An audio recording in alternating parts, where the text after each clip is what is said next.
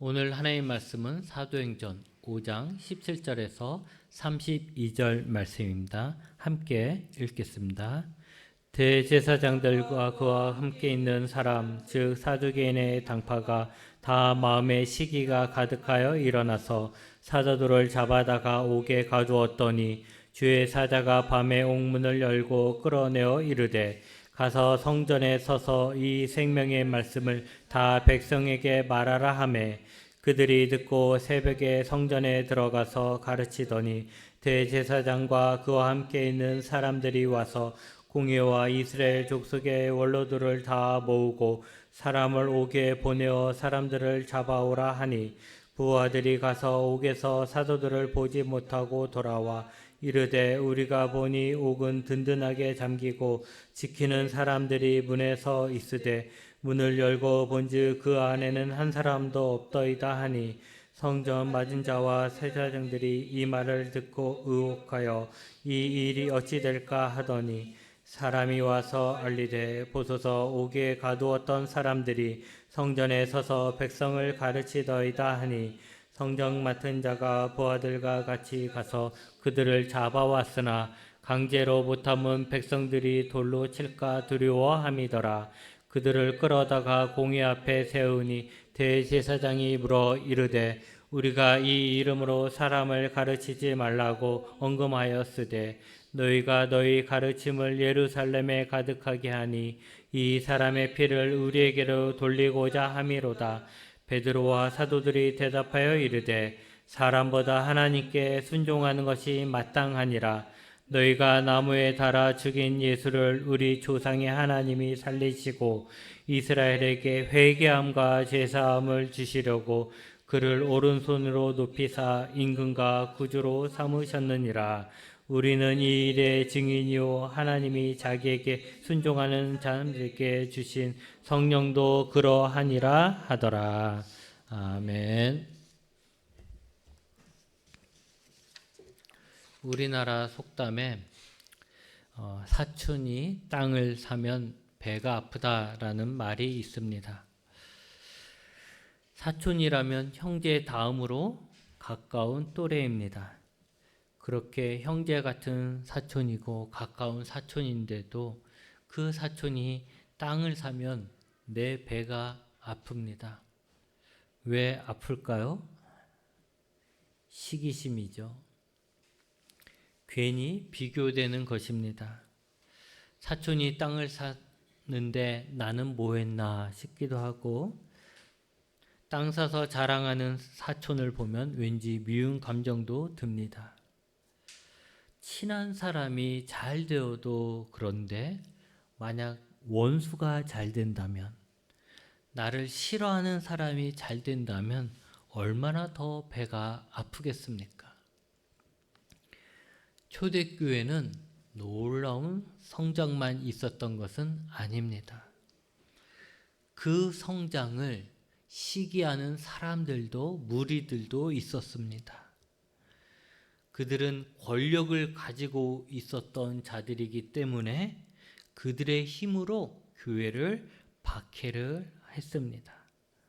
사도행전에 보면 처음에 안진뱅이가 일어난 기적을 통해서 많은 사람들이 사도들에게 모여들자 그들을 잡아다가 예수의 부활을 전하지 말라고 경고를 했습니다. 그러나 사도들은 그들이 협박을 하든지 말든지 부활하신 예수님을 계속 전했습니다. 교회는 더더욱 커져갔습니다. 그런데 또 시기하는 사탄이 있었죠. 그래서 내부적으로 사탄이 공격을 합니다. 아나니와 삽비라를 통해 그들로 거짓말하게 하여서 하나가 되고 한 마음이 되었던 교회를 무너뜨리고 하나님을 시험하는 일이 있었습니다. 그런데 그것도 잘 처리함으로써 잘 극복해 나갔습니다. 이런 어려움을 극복하면서 교회는 계속해서 성장해 가고 있었고 사두개인과 바리새인들은 자신들의 경고를 듣지 않는 이 사도들을 다시 잡아 가두었습니다. 왜냐하면 사도들이 예수가 하나님이 보내신 메시아이며 부활했다고 말하고 백성들이 그 말을 믿게 되면 결국 그 메시아를 알아보지 못하고 십자가에 매단 자신들을 비난할 것이 두려웠던 것입니다. 또한 지금까지 백성들이 자신들을 잘 따랐는데 그들 중에 많은 수가 예수를 따르게 되니 예수와 그의 제자들이 받는 관심에 시기심이 드는 것입니다. 결국 그들은 이 새로 생기는 이 교회를 자신들의 자리를 위협하는 조직으로 생각하고 핍박을 더 노골적으로 하게 됩니다. 어느 날 사도들을 옥에 가뒀는데 천사가 밤에 옥문을 열어서 그들을 풀어줬습니다. 그리고는 사도들에게 핍박을 피해서 숨어라고 한 것이 아니라 다시 성전에 가서 생명의 말씀을 전하라고 합니다. 방금까지 말씀을 전하다가 잡혀서 옥에 갇혔는데 그래서 그 옥에서 고통받고 있다면 주의 천사가 와서 그들을 풀어줬다면 그들을 좀 안락한 곳에 좀 편한 곳에 숨겨줘야 되지 않겠습니까? 그래서 야 수고했다. 내가 너를 지켜줄게. 여기서 좀 쉬어. 이렇게 해야 되는 게 맞는 것 같은데 그게 아니라 풀어줬어요. 풀어주면서 하는 얘기가 다시 성전에 가서 생명의 말씀을 전하라는 것입니다. 그러면 왜 갇혀있는 이 사도들을 주의 사자가 하나님이 풀어줬을까요? 말씀을 전하라고 풀어준 것입니다. 여러분, 바리새인과 사두개인들은 사도들이 예수님에 대해서 전하지 못하도록 옥에 가뒀습니다만 하나님은 천사들을 보내서 그들을 옥에서 풀어주고 다시 성전에서 생명의 말씀, 즉 예수님의 복음을 전하라고 명령하셨습니다. 이렇게 될 때 어떻게 해야 할까요? 누구의 말을 들어야 할까요? 29절에 분명하게 말합니다. 사람보다 하나님께 순종하는 것이 마땅하니라. 사람보다 하나님께 순종하는 것이 당연하다라고 말합니다. 그래서 그들은 옥에서 나오자마자 다시 성전에서 생명의 말씀을 전하였습니다. 또 잡혀갈련지 모릅니다. 아마도 잡혀갈 것입니다. 이제는 옥에만 가두지 않고 옥에 가두니까 말 안 듣네 하면서 자신들을 어쩌면 죽이려는지도 모릅니다. 그러나 제자들은 하나님의 말씀을 듣지 않을 수가 없었습니다. 그들은 예수님이 부탁하신 마지막 말씀을 따르지 않을 수가 없었습니다. 그들은 성령님이 지금 그들을 통해 하시는 일을 막을 수가 없었습니다. 비록 그 일로 인해서 자신들에게 어려움이 올지도 모르지만 그래도 그들은 그 일을 해야만 했습니다. 여러분, 아무 일도 하지 않으면 아무 일도 일어나지 않습니다. 하지만 뭔가 하려고 하면, 뭔가 되려고 하면 꼭 반대하는 자들이 나타나고 그래서 시끄러워지고 위험해집니다. 늘 뭔가 새로운 일을 할 때는 반대에 부딪히게 되고 욕을 먹게 되고 어려움을 당합니다. 사탄은 우리에게 뭐라고 하냐면 그냥 가만히 있으라고만 합니다. 가만히 있어. 내가 너를 괴롭히지 않을 테니까 너는 그냥 가만히 있어. 이렇게 이야기합니다. 우리가 알기로는 국가는 종교의 자유가 없습니다. 그런데 공산국가에 가서 물어보면 당신네 나라에 종교의 자유가 있습니까? 라고 물어보면 자신들은 자신의 나라에는 종교의 자유가 있다라고 말을 합니다. 그들이 얘기하는 종교의 자유는 뭐냐면 너희가 예수님을 믿는 것을 막지 않는다. 외국인이 들어와서 베트남이나 중국이나 뭐 와서 살 거 아닙니까? 그러니까 너희들이 믿는 신을 믿는 것에 대해서 예배하는 것에 대해서는 막지 않는다.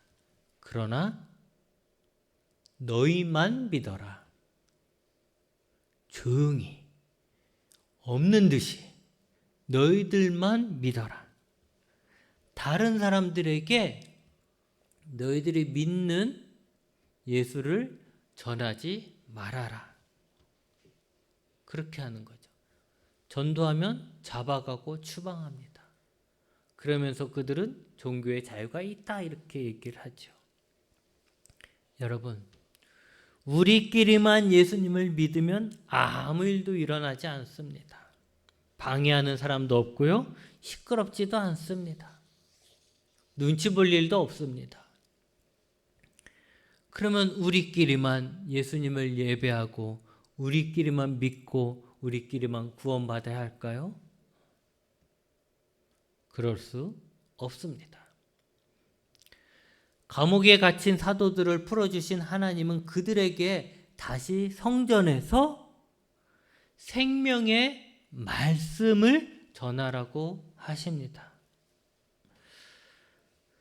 성전에서 사람들에게 말씀을 전하지 않는다면 교회는 아무런 핍박도 받지 않고 사도들이 옥에 갇히는 일도 없는데 왜 하나님은 전하라고 하셨을까요?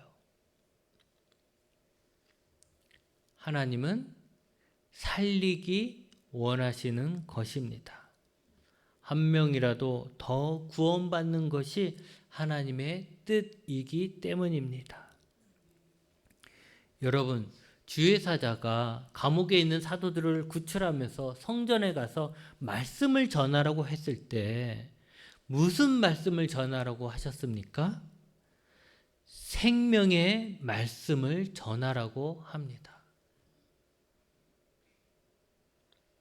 생명의 말씀을 백성들에게 전하라고 하는 것입니다. 그러면 이 생명의 말씀이라는 것은 무슨 뜻입니까? 그냥 말 그대로 보면 살리는 말씀 아닙니까? 죽은 자 또는 죽을 자에게 생명을 줄 수 있는 말씀이라는 것입니다. 그래서 생명의 말씀을 전하라. 저들에게 생명의 말씀을 전하라. 내 백성에게, 내 이스라엘에게 생명의 말씀을 전하라는 것은 내 백성을 살리라 라는 이야기죠. 우리가 한번 상상해 보십시오. 침몰하는 배에서 수많은 사람들이 바다에 빠졌습니다. 그런데 나는 어떻게 운 좋게 구명조끼가 많은 곳에 내가 있었습니다. 그러면 어떻게 해야 할까요? 어떻게 해야 합니까? 당연히 바다에 빠진 사람들에게 구명조끼를 던져서 그 사람들을 최대한 살려야 하지 않겠습니까? 사람들이 바다에 빠져 죽어가는데 보고만 있을 수는 없잖아요. 그냥 다른 사람들은 죽든지 말든지 우리만 조용히 구명정을 타고 침몰하는 배에서 탈출하는 사람이 있겠습니까? 보통의 사람이라면 그러지 못하죠. 내가 내 다리에 내 발에 바닷물이 차오르는 것도 모르고 계속 사람들에게 구명조끼를 던지고 있을 겁니다. 보통의 사람이라면. 왜? 죽는 사람을 살려야 하니까. 살리면 보상을 받아서 살리는 것이 아니고 그것이 인간적으로 당연한 것이기 때문에 그렇게 하는 것이죠. 만약에 말씀을 전하는 것이 돈을 버는 일이라면 옥에 갇힌 후에 풀려나서 또다시 잡힐 것이 뻔한데 성전의 말씀을 전할 필요는 없겠죠. 그래서도 안 됩니다. 돈 때문에 자신의 생명을 걸 수는 없는 것이죠. 하지만 다른 사람들을 살리는 일이라면 생명을 걸만합니다. 그런 일이 지금도 일어나고 있죠.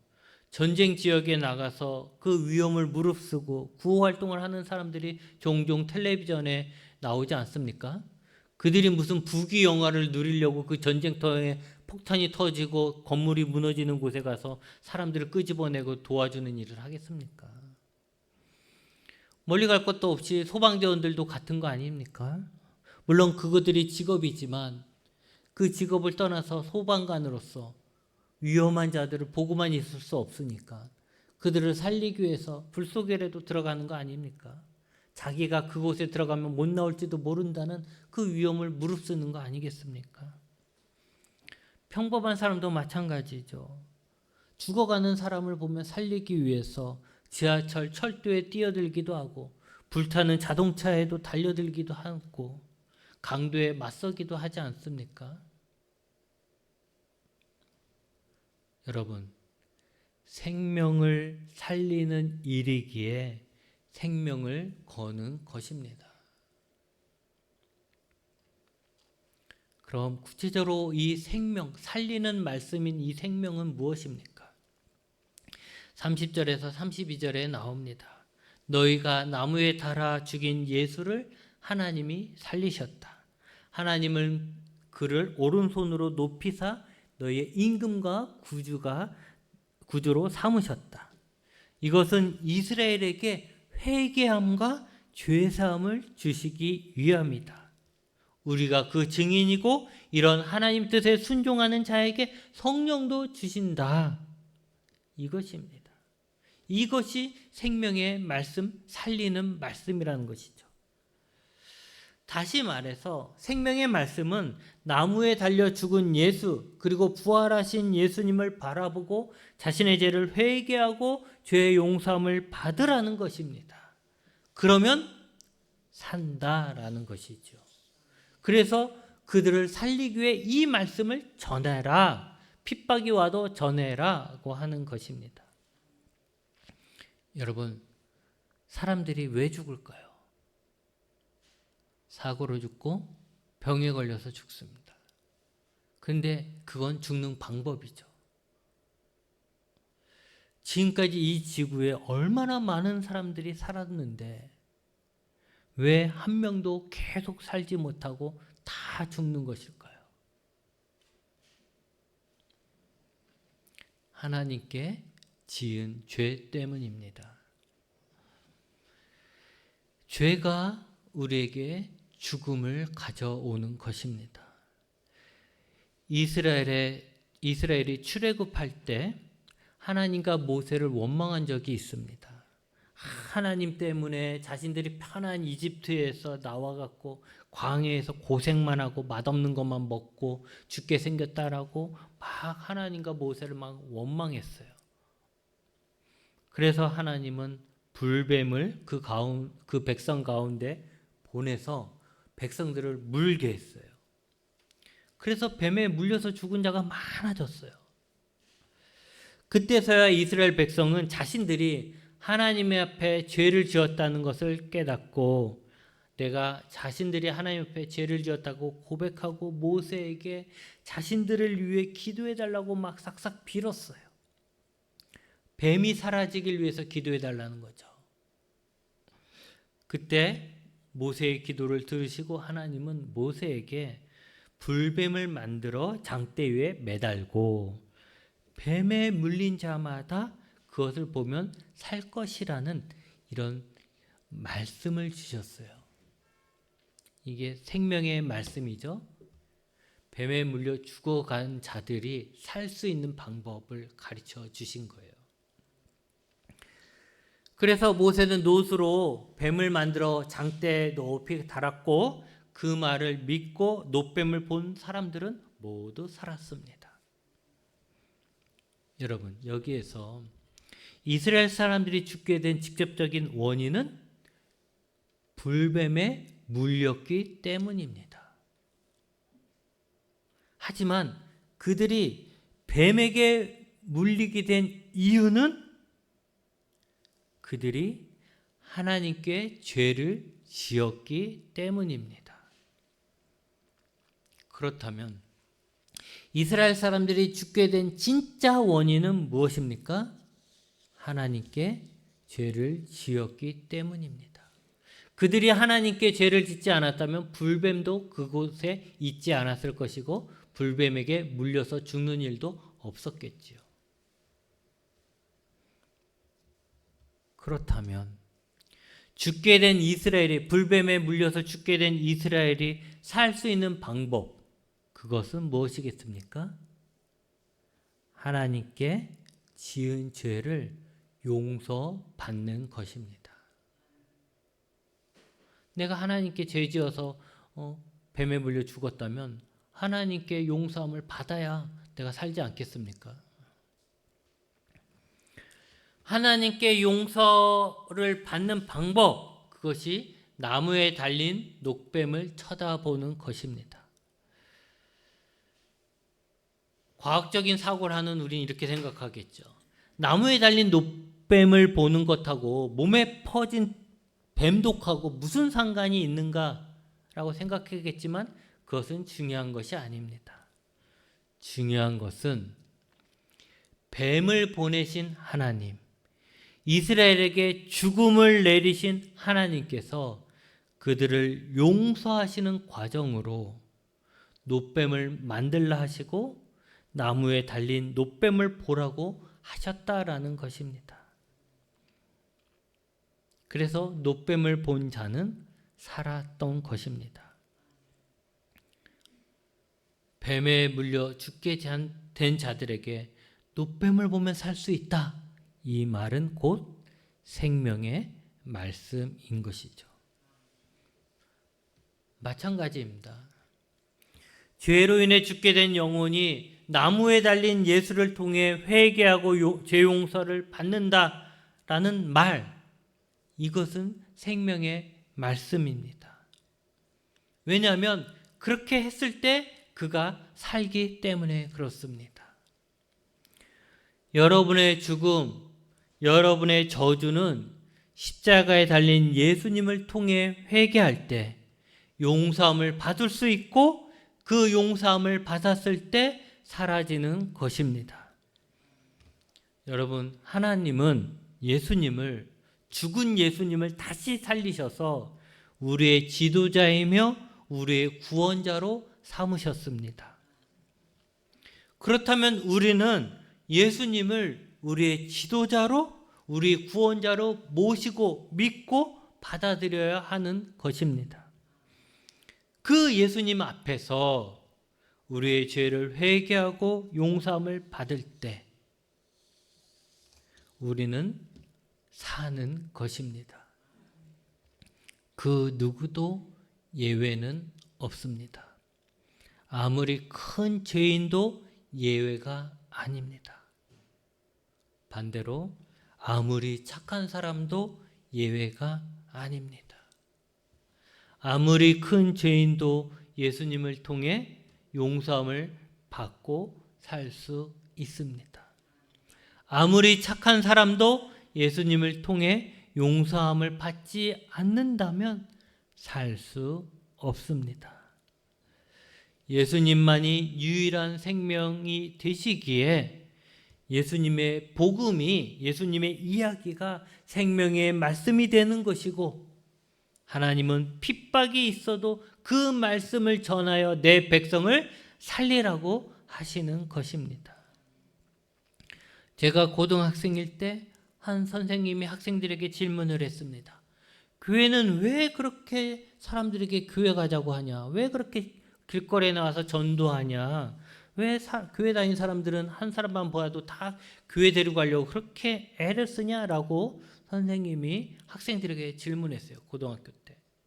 그때 우리 반 한 학생이, 그 친구는 교회를 다니던 친구였는데 이렇게 이야기합니다. 전도하면 교회에서 선물을 줍니다. 선물 받으려고 합니다.